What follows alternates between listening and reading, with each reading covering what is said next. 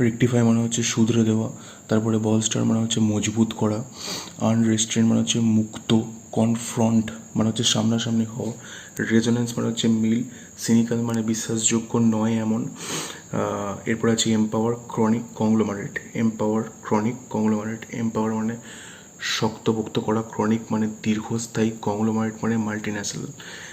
This are the top 10 English vocabulary which is bolster মজবুত করা, আনরেস্ট্রেন্ট মুক্ত করা, বিনাইন মানে ভদ্র, কনফ্রন্ট সামনাসামনি, রেকটিফাই শুধরে দেওয়া, রেজোনেন্স মানে মিল, সিনিক্যাল মানে বিশ্বাসযোগ্য না, এম্পাওয়ার মানে শক্তপোক্ত করা, ক্রনিক মানে হচ্ছে দীর্ঘস্থায়ী, কংগ্লোমারেট মানে মাল্টিন্যাশনাল।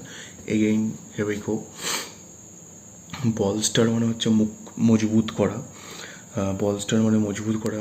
আনরেস্ট্রেন মানে হচ্ছে কোনো কিছু মুক্ত করা, ফ্রি করা। বিনাইন মানে হচ্ছে ভদ্র। কনফ্রন্ট মানে সামনাসামনি হওয়া। এরপরে রেকটিফাই মানে শুধরে দেওয়া। রেজোনেন্স মানে হচ্ছে মিল।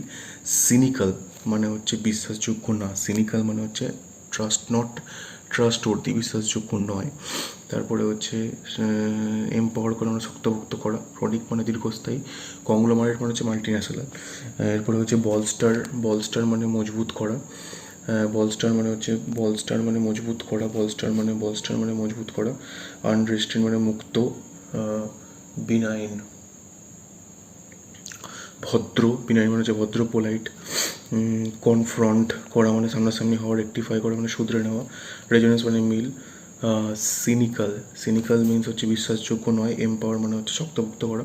ক্রনিক দীর্ঘস্থায়ী। Conglomerate means multinational.